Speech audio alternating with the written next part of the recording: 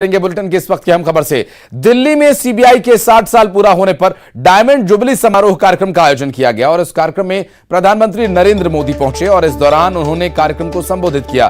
भ्रष्टाचार पर बड़ा प्रहार करते हुए उन्होंने कहा कि सीबीआई की लड़ाई भ्रष्टाचार से है और जनता को सीबीआई पर पूरा भरोसा है। साथ ही उन्होंने कहा कि भ्रष्टाचार सामान्य अपराध तो नहीं होता, विकास में भ्रष्टाचार एक बड़ा रोड़ा है। पीएम मोदी ने कहा कि देश में करप्शन के खिलाफ कार्रवाई करने के लिए राजनीतिक इच्छा शक्ति की कोई कमी नहीं है। उन्होंने अफसरों से कहा कि कहीं पर भी हिचकने की जरूरत नहीं है। राज्यों में जिनके खिलाफ कार्रवाई हो रही है, हो सकता है कि वे काफी ताकतवर हों। भ्रष्टाचारियों ने अपने काले कारनामों को छिपाने के लिए एक इकोसिस्टम बनाया है। सीबीआई की छवि बिगाड़ने के लिए एक्टिव हो जाते हैं। ऐसे लोग ध्यान भटकाते रहेंगे, लेकिन आपको फोकस रखना है। कोई भी भ्रष्टाचारी बचना नहीं चाहिए। आज देश में करप्शन के खिलाफ कार्रवाई करने के लिए राजनीति की इच्छा शक्ति में कोई कमी नहीं है। आपको कहीं पर भी हिचकने, कहीं रुकने की जरूरत नहीं है। मैं जानता हूं जिनके खिलाफ एक्शन ले रहे हैं वो बहुत ताकतवर लोग हैं। बरसों बरस तक वो सरकार का, सिस्टम का हिस्सा रहे हैं। संभव है कई जगह किसी राज्य में आज भी विस्तृत सत्ता का हिस्सा हो।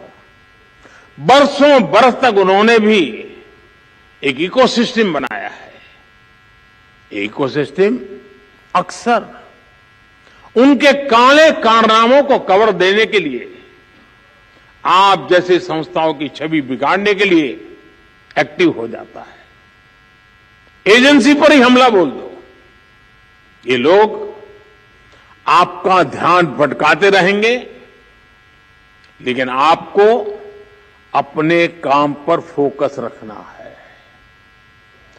कोई भी भ्रष्टाचारी बचना नहीं चाहिए। हमारी कोशिशों में कोई भी ढील नहीं आनी चाहिए। ये देश की इच्छा है, ये देशवासियों की इच्छा है। और मैं आपको भरोसा दिलाता हूं, देश आपके साथ है, कानून आपके साथ है। और कवर्धा से बड़ी खबर आपको बता दें, घर में लगे होम थिएटर में ब्लास्ट हो गया और ब्लास्ट में 2 लोगों की मौत हो गई। हादसे में 4 लोग गंभीर रूप से घायल हैं। सभी को अस्पताल में भर्ती करवाया गया है। दरअसल शादी में उपहार में यह होम थिएटर मिला हुआ था और रेंगाखार थाना क्षेत्र का यह पूरा मामला, जहां घर में लगे होम थिएटर में ब्लास्ट हुआ। कैसे ब्लास्ट हुआ ये अभी तक स्पष्ट नहीं हो पाया है। और आपको बता दें कि इस ब्लास्ट से 2 लोगों की जान चली गई। कवर्धा से इस वक्त की बड़ी खबर, घर में लगे होम थिएटर में ब्लास्ट होने का मामला और ब्लास्ट होने से 2 लोगों की जान चली गई और 4 लोग इसमें गंभीर रूप से घायल बताए जा रहे हैं। दरअसल शादी में उपहार में मिला था ये होम थिएटर। रेखागार थाना क्षेत्र का ये पूरा मामला, जहां हादसे के बाद घायलों को हॉस्पिटल में एडमिट करवाया गया है, जबकि 2 लोगों की इस हादसे में मौत हो गई है। कवर्धा से इस वक्त की बड़ी खबर हम आपको बता रहे हैं, होम थिएटर में ब्लास्ट हो गया और इस ब्लास्ट की वजह से 2 लोगों की मौत हो गई, जबकि 4 लोग इसमें गंभीर रूप से घायल बताए जा रहे हैं। सभी को अस्पताल में भर्ती कराया गया है। कवर्धा से इस वक्त की बड़ी खबर, घर में लगे होम थिएटर में ब्लास्ट कैसे हुआ, क्या कुछ इसके पीछे कारण रहा, हालांकि ये इन्वेस्टिगेशन के बाद स्पष्ट हो पाएगा। कवर्धा से ये पूरा मामला सामने आया, जहां पर होम थिएटर में ब्लास्ट हो जाने की वजह से 2 लोगों की मौत हो गई और 4 लोग इसमें गंभीर रूप से घायल हो गए। सामान, शादी का सामान, हाँ। तो सारे सामान को जमा रहे थे और गैस सिलेंडर को, किचन वाले सामान को किचन में जमा रहे थे। इस टाइप का ब्लास्ट हुआ है, गैस ब्लास्ट हुआ है बता रहे हैं। तो वो कुछ म्यूजिक सिस्टम है बता रहे थे जो फटा है। नहीं पता क्योंकि हम भी नहीं थे। हाँ। इतना हमको बताया गया है। हाँ। उतना ही। कितने लोग इसमें घायल हुए बता रहे हैं? 7 जन। 7 जने हैं। सबसे छोटा लड़का जो जिसका शादी हुआ तो वो तो स्पॉट में खत्म हो गया। हाँ। उसके मम्मी पापा बेहोश है, वो इलाका के हॉस्पिटल में। हाँ। और 5 जने को अभी हमारे। शादी कब हुई थी बता? शादी कितने दिन पहले हुई? कल परसों तो हुआ। हाँ। कल ही तो लाए हैं बहू को। हाँ हाँ। अभी बहू कहाँ है? घर में। घर में आ गई है। घर में ला लिए हैं बहू को, कल ही लाए हैं और आज का मांग।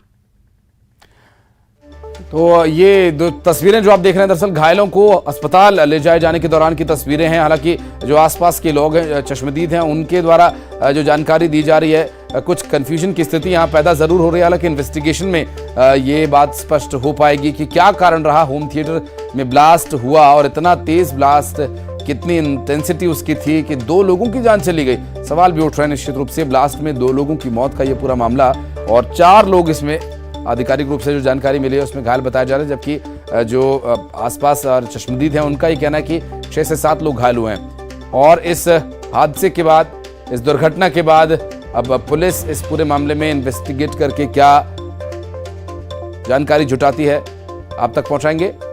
मनीष हमारे सहयोगी इस वक्त हमारे साथ हैं। मनीष, ये कैसे हादसा हुआ? होम थिएटर में ब्लास्ट से 2 लोगों की जान चली गई।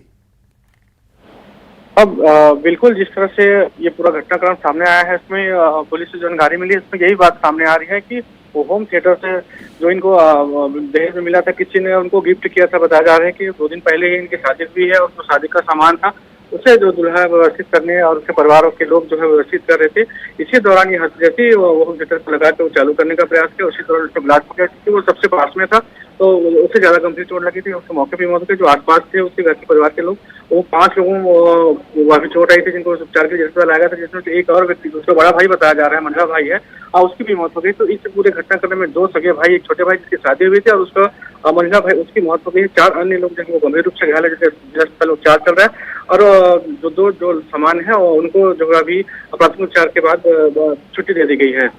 मनीष, होम थिएटर में ब्लास्ट से 2 लोगों की मौत, 4 लोग घायल, ये होम थिएटर ही था? बिल्कुल। अभी जिस तरह से जानकारी मिल पाई, एडिशनल एसपी ने खुद इस बात को हमारे चैनल से बात करते हुए उन्होंने बताया भी कि ये होम थिएटर ही है जिसमें ये ब्लास्ट हुआ है। और बाकी आगे जो इन्वेस्टिगेशन होगी उसमें स्थिति स्पष्ट हो पाएगी। मनीष, बहुत शुक्रिया आपका इस पूरे मामले पर जानकारी देने के लिए।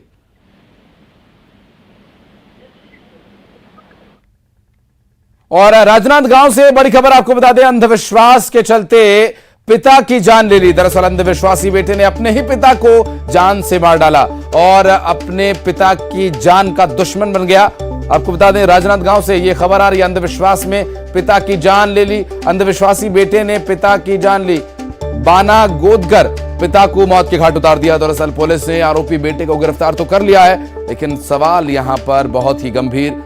डोंगर थाना क्षेत्र के हीरापुर का यह पूरा मामला, जहां पर पिता पुत्र के रिश्ते को तार तार कर दिया। एक बेटे ने अपने ही बाप को मौत के घाट उतार दिया, अंधविश्वासी बेटा जिसने अपने पिता की जान ले ली।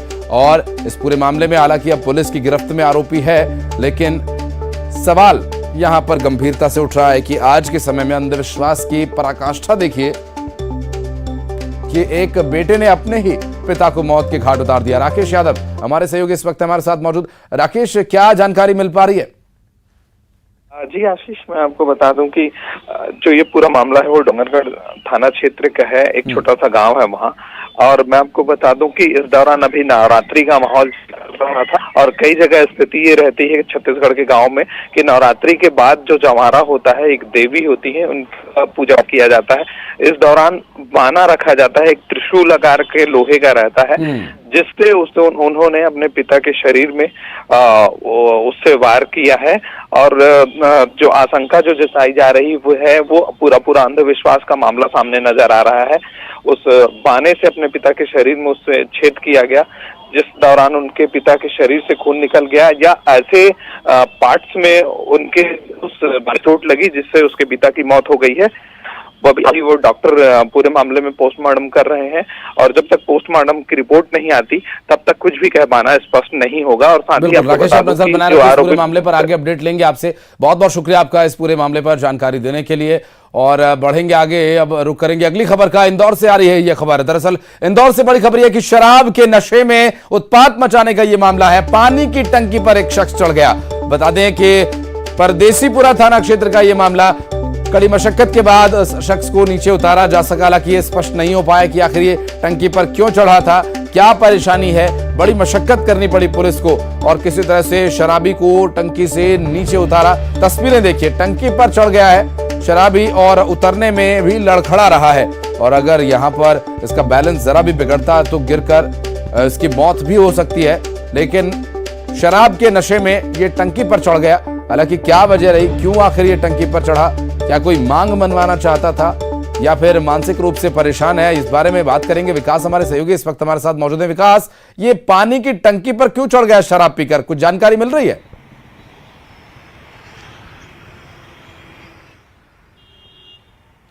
जी बिल्कुल, ये परदेशीपुरा थाना क्षेत्र का मामला है, जहां पर एक बंद पड़ी पानी की टंकी पर सुबह के वक्त ये जो शख्स है जिसका नाम सुरेंद्र पता चला है, वो अचानक ऊपर चढ़ गया। हालांकि इसने किसी प्रकार की कोई मांग प्रशासनिक और पुलिस के अफसरों के सामने नहीं रखी और जिस वक्त इसे नीचे उतारा गया तो कड़ी समझाइश ऐसे दी गई, सख्ती के बाद इसे नीचे उतारा गया। बहरहाल उसके बाद उसने जो पुलिस के अधिकारियों को पता चला, वो ये जानकारी हासिल हुई कि वो नशे की हालत में था, लिहाजा नशे की वजह से ही वो ऊपर चढ़ गया।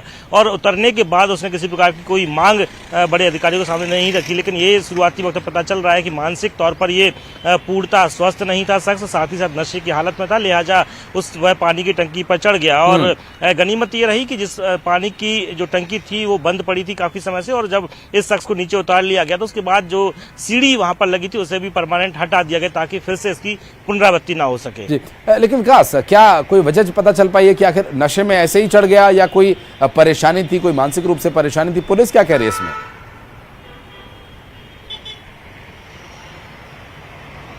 बिल्कुल, इसमें किसी प्रकार की मांग पुलिस के और प्रशासन के अधिकारियों के सामने नहीं रखी। सामान्य जब पुलिसकर्मी मौके पर पहुंचे उसे समझाइश दी और सख्ती बरतने के निर्देश दिए, तब वह नीचे उतर कर आ गया। उसे उतारने के लिए जरूर एक शख्स को चढ़ाया गया था, लेकिन वह खुद नीचे उतर कर आ गया और उतरने के बाद उसे समझाइश दी गई। इस दौरान उसने किसी प्रकार की ना किसी से कोई नाराजगी जाहिर की है, ना ही किसी प्रकार की खास कोई मांग की। तो ये तो तय माना जा रहा है कि किसी विरोध स्वरूप तो ये नहीं चढ़ा था। ये प्रतीत होता है कि मानसिक तौर पर अस्वस्थता के चलते और नशे की हालत के चलते वह ऊपर पानी की टंकी पर चढ़ा था और पुलिस को देखकर वह नीचे उतर भी गया। बहरहाल पुलिस ने इस पूरे मामले में कोई वैधानिक कार्रवाई न करते हुए उसको समझाइश दी और वहां से रवाना कर दिया। बहुत शुक्रिया विकास आपका इस जानकारी के लिए। और भोपाल में ठेकेदार सड़कों पर खुलेआम शराब बेच रहे हैं। टेंट लगाकर शराब की बिक्री हो रही है। इससे राहगीरों को भी परेशानी हो रही है। दरअसल ठेकेदारों का यह कहना है कि जब तक स्थायी दुकान नहीं मिल जाती, टेंट लगाकर ही शराब बेचेंगे। शराब तो बेचनी ही है। आपको बता दें कि ये दुकान न मिलने के चलते शराब के दुकानदार अब टेंट लगाकर शराब बेच रहे हैं। आम लोगों को परेशानी हो रही है और खुले में इस तरह से शराब बेचना यूं भी ठीक नहीं माना जा रहा है, क्योंकि जिस तरह से सरकार की नीति रही है कि शराब पॉलिसी जारी रहेगी लेकिन शराब बंदी की तरह, तो ऐसे में खुले में टेंट लगाकर शराब बेचना बड़े सवाल खड़े कर रहा है। मध्य प्रदेश सरकार की नई शराब नीति के बाद अब मध्य प्रदेश में अहाते बंद कर दिए गए और उसके चलते कई दुकान ऐसी हैं वाइन शॉप जिनको अब उनको शराब बेचने के लिए दुकान नहीं मिल रही। और यही कारण है कि अब खुले में जो शराब बेचने को ये जो ठेकेदार हैं वो अब तो खुले में बेचे। आप देख सकते हैं कि मैं इस वक्त मनीषा मार्केट पर मौजूद हूँ। ये जो वाइन शॉप थी इसके पास में अहाता भी था, लेकिन चूंकि अब जो नए टेंडर के तहत अहाता इनको लिया नहीं और ऐसे में अब दुकान जो है इनको नहीं मिल रही और ऐसे में अब खुले में शराब है वो बेच रहे हैं। इससे कहीं ना कहीं जो स्थानीय लोग हैं उनको परेशानियों का सामना करना पड़ रहा है। जो ठेकेदार लोग हैं उनसे हम बात करने की कोशिश करेंगे। बताइए कि क्यों खुले पर बेचने को मजबूर होना पड़ रहा है हमको? अब दुकान तो ये हुई थी तो दूसरे ठेकेदार का नहीं थी। अब जो दुकानदार है वो दुकान में देने को तैयार नहीं। और अपन किराया भी ऐसा नहीं कि किराया नहीं दे, अपन बढ़ा के किराया भी देना, उसके बाद भी वो मना कर रहा है। तो अब क्या होगा अगर दुकान आसपास नहीं मिलती तो फिर ऐसे अब ये साहब जब तक दुकान नहीं मिल रही जब तक ऐसे भी बैठेंगे, क्या कर सकते हैं। आबकारी ने तो परमिशन दे दी, परमिट दे दी है। तो फिर क्या स्थानीय लोगों को उससे दिक्कत नहीं हो रही कि वो लोग तो कोई दिक्कत नहीं है। कोई ऐसी कोई मतलब विरोध की तो कोई बात नहीं, कोई विरोध वाली बात नहीं है। तो देखिए जो कर्मचारी हैं वाइन शॉप के वो बता रहे हैं कि यहाँ पर दुकान जो थी वो पहले से ऑलरेडी थी, लेकिन वो अब उसको दोबारा से किराए पर नहीं दे रहे हैं, जिसके चलते उनको अब खुले में ही जो है वो शराब बेचने को मजबूर होना पड़ रहा है। और जब तक उनकी दुकानें नहीं मिलती वो उसी तरीके से टेंट लगाकर शराब बेचते रहेंगे। कैमरामैन मनीष सेकंड के साथ सैलन सिंह, न्यूज़ 18 भोपाल। और ये बड़ी खबर रायपुर से, जहां पुलिस ने हत्या के आरोपियों का जुलूस निकाला। घर में घुसकर हत्या करने का आरोपी है और हत्या करने वालों का पुलिस ने जुलूस निकाला। नेवरा में शनिवार की रात हमला किया था और हत्या के आरोपियों का जुलूस निकालकर पुलिस ने संदेश दिया कि कोई भी जुर्म करके जो कोर्ट आपको सजा देगा वो तो मिलेगी ही, लेकिन सामाजिक तौर पर इस तरह से पहचान कराई जाएगी जिससे कि आगे कोई भी इस तरह की मानसिकता अपने दिलो दिमाग में ना लेकर आए। और आपको बता दें कि ये नेवरा में शनिवार की रात हत्या की गई थी, जिसमें आरोपी हैं ये सभी, और पुलिस ने हत्या के आरोपियों का जुलूस निकालकर सामाजिक सुरक्षा का संदेश देने का प्रयास किया। दो तरह का संदेश, एक तो ये कि अपराधियों का जो हश्र है वो कोर्ट की सजा के बाद जो होगा सो होगा, लेकिन सामाजिक रूप से इस तरह से उन्हें लोगों को मैसेज देने का ही प्रयास। और कोरबा से बड़ी खबर आपको बता दें, हाथियों ने ग्रामीणों को खदेड़ लिया। दरअसल बाल बाल ग्रामीणों की जान बची है। हाथियों को भगाने की यहां पर कोशिश हो रही थी और ग्रामीण लाठी लेकर हाथियों को खदेड़ते नजर आए। वहीं गांव के पास से गुजर रहा 25 हाथियों का झुंड उनके पीछे पड़ गया। अब ऐसे में जान बचाकर ग्रामीण भागे। और अब सिटी टॉप 20। सीएम शिवराज